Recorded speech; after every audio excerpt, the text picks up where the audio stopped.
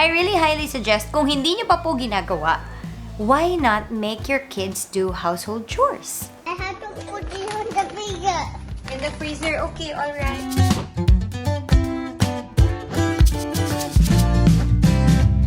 Hey, smart parenting fam! Hi to all the moms and dads watching out there. Welcome to another episode of Poprica, where we talk about anything and everything that's shaking in the parenting space and popular topics so that moms and dads are talking about, spiced by yours truly, Rica. I just finished my very last test for the school year 2021-2022 with my son, my firstborn, because we're officially homeschooling.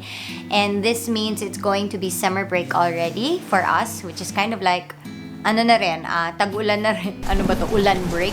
This is officially where we get to be free from all the must-do of school and discover things on our own. Which we also do na naman kahit na may school, di ba? We travel, we go around. But I do believe that some parents are kind of like looking for things that their kids can do around this time because that could be a whole lot of time na wala silang ginagawa. If you really are looking for activities for them to do, there are a lot of workshops out there. They usually come around the summer break kasi ito nga yung time na to pursue other things that you weren't able to pursue when there was school. But also at the same time, kung hindi mo naman feel or wala kang budget na magbayad ng workshop ngayong summer break na ito, I really highly suggest, kung hindi nyo pa po ginagawa, why not make your kids do household chores? Gagawa ka ng routine, tapos pag gumawa ka ng routine for your kids, meron yun na counterpart na ilang minutes or time, di ba, in the day. Eh, hindi pa ako masyadong familiar with how kids move back then. And so I would make a routine for Philip and put there, let's say, fix up after playing or put the plate on the sink or wash the plate or wash your hands. Parang ganon. Marami akong mga items on the list. Siyempre, maglalagay lang ako ng whatever I felt like is the length of time na kaya niyang gawin ang lahat ng to. It took him a lot of time to actually finish fixing up. And that's when I realized na, alam mo, yung paglilinis pala, yung mga chores, no, para sa bata. Ang dami palang minutes ng buhay nila na nauubos dito. Kasi generally, mas mabagal ang bata because they're smaller and they're really not used to doing those things yet, diba? And then also their fine motor skills are not all developed yet. So it's very good in that sense because then you're developing fine motor skills and at the same time, you're also giving them a very good example of what practical life looks like. Ito muna, syempre dahil tayo ay community, meron din tayong mga inimbitahan na ibang moms and dads to actually share with us kung ano ba yung ginagawa nila sa bahay with their own children. So first up from the mom squad is Mommy Sarah. Hi, Mommy Rica. I'm Mommy Sarah, and today I'm going to share to you how I teach my daughter Sophia to set the table. Normally, whenever I set the table, I always describe it to Sophia. Then I would ask her if she wants to help me. Normally kasi, she's very curious and helpful. So I always include her in my chores. Okay, so now you're going to help Mama set the table. You only have 2. As young as 3 years old, I teach Sophia house chores. Why? So that she will learn life skills that she can use until she grows up. Through chores, Sophia can learn how to follow instructions and the sequence of which comes first, like the plate first, then the table napkin, and so forth. Learning chores is a great way to be independent and to learn a sense of responsibility at home. So especially now, I want to build her confidence and show Sophia that I trust her to do some chores at home. And you're done! Thank you, Sophia, for helping Mama! You are Mama's nice helper! Not all the time natatapos ang chores. It depends on the interest of the child. If she's interested, then we keep going. But if not, try again the next day. Let's not pressure our children. Sophia, do you want to help Mama? No. Okay, let's try it again. And lastly, parents, don't forget to appreciate your child and give them a hug and say thank you that they help you sa chores na ginawa nyo. Who is Mama's nice helper? Sophia. Who's Mama's nice helper? Sophia. Sophia! Champion! At syempre, hindi lang naman moms yung nakakapagturo. Meron din tayo from the Daddyverse who will show us, si Daddy Alfie, ano ba ang kaniyang pinapagawa sa kanyang anak. Take it away, Daddy! Hi, Mommy Rica, Daddy Alfie here representing the Dad Squad, and I will show you how my sons and I bond while cleaning the kids' toys and books. Usually, yung mga bata talaga, makalat sila, pero kapag time to sleep na, time to bed, anong ginagawa ng mga kids? Di ba, inaayos yung mga books. Okay? So, what we will do is we will put the books dyan. Ayusin natin, okay? When doing chores, I make sure to lead by example. I explain to my boys what they are doing and why they are doing it. Yay! I teach them chores so that they can grow up to be responsible and self-reliant.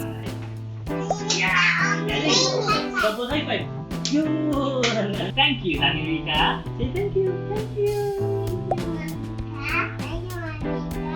Ayan. Siguro yung mga nakita natin, yung sa atin, we're already practicing those. And I'm not going to add any more of these things. But I will give a couple of tips on how we can do this successfully. Diba? Kasi mahirap din naman na turuan ng ating mga kids sa mga practical life skills. Lalo na kung nagsimula kayo. Ako, as a kid myself, no?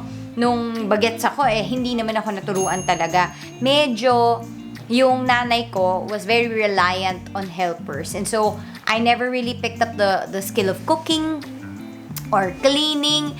Hindi ako very domesticated in that sense. But I got to pick it up naman after a while. So, first is, try to put natural consequences. You know, I don't like kasi consequences that don't relate with the original intent. What do I mean by that? So, like, let's say, if they're going to eat, so one rule in our house is that after you eat, you begin with picking up your plate, the plate which you've eaten from, and your utensils, and then walk to the sink and just put it right beside the sink. You don't even have to wash it, but practice putting away your dirty plate. Kasama na rin dyan yung inaalis mo yung mga leftover food, tapos nilalagay mo sa isang lalagyan. Ganun lang kasimple muna magsisimula. And if tinamad yung bata, the consequence there is, and I actually picked this up from a book, I don't remember exactly where or which book, but usually hindi talaga related yung mga consequences natin, katulad ng, no TV time for you, or no playing time for you kasi ito yung ginawa mo, diba? Parang walang connection. Ano naman ang connection ng TV time sa hindi ka naglinis ng kinainan mo, diba? So, ang consequence na nabasa ko before na ina-apply namin sa bahay is that if you don't get to clean that for, like, let's say, breakfast, it's going to be the same plate that you're using for lunch.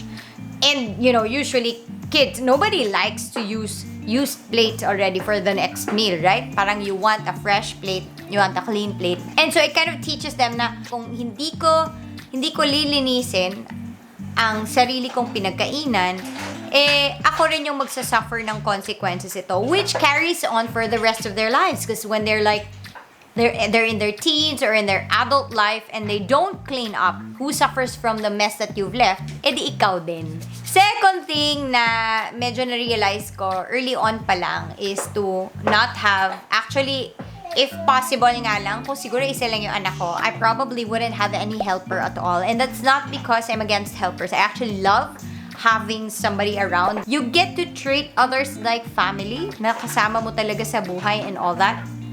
However, minsan hindi lang din siya very encouraging of us, no?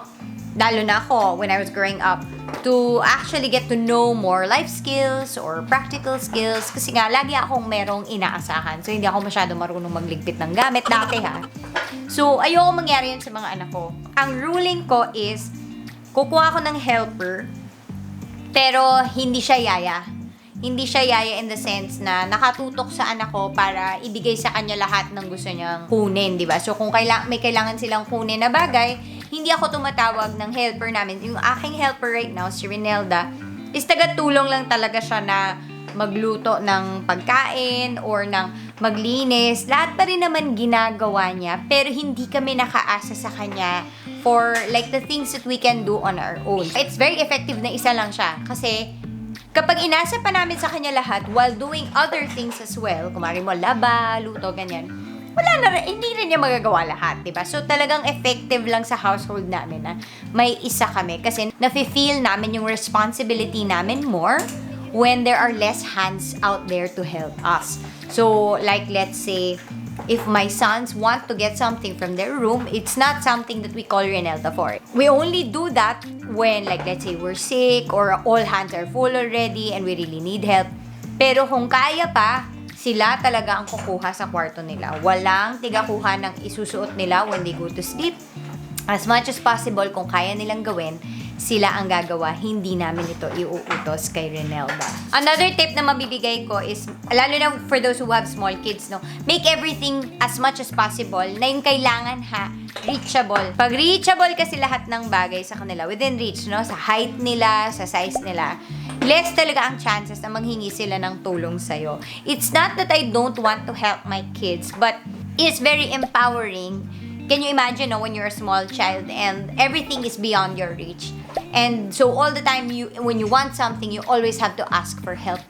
And while that's a good trait, asking for help all the time can also train them to be just reliant on others, just be dependent on others, but never be independent on their own. Yung isa ko is your Kalat, your Ligpit. Effective din siya kasi dalawa na sila ngayon na parang yung isa magkakalat, yung isa hindi. Mapapansin ng isa na yung kuya ko, or like, nabuhon akong sino na, yung kuya ko hindi kailangan magligpit kasi nagligpit na siya kanina, or hindi kasi siya masyado nagkalat. Nakikita lang nila yung effect ng pagkakalat nila. When we make a big mess, then there's also big work that follows after that. Again, no, it's a very natural consequence na kapag ikaw yung magliligpit ng kalat mo, hindi ko liligpitin yan para sa'yo. Pwede kitang tulungan, pero hindi ko yan liligpitin para sa'yo ng completely, no? Ang nagiging effect kasi sa kanila nun is mag-iisip na sila next time, do I really want to make this big of a mess? Because then it will be that big of a work all over again. Hey Smart Parenting Fam! May nakalimutan pala ako. When we're trying to make our kids learn chores and do practical life skills, let us be patient. Huwag natin silang madaliin na gawin ito ng tama at mabuti at pulido. Let's give them time to learn. They're also practicing their fine motor skills so their hands are not as steady as ours yet. And correcting them way ahead of time can be more of a discouragement than an encouragement. Isipin na lang natin that at some point, they will refine themselves. They will self-correct. And our role is to just let them do the job, practice it until it becomes perfect. I've observed that as parents, when we put pressure upon our children to do it perfectly, correctly, with the proper form, they actually become discouraged. They fear failing so much that they actually end up not wanting to do the job. But I do notice that when kids see that their parents are able to leave some room for mistakes, they actually become more willing in doing all of these things that we are trying to teach them. And that is it. I hope that the examples of our other moms and dads were able to help you.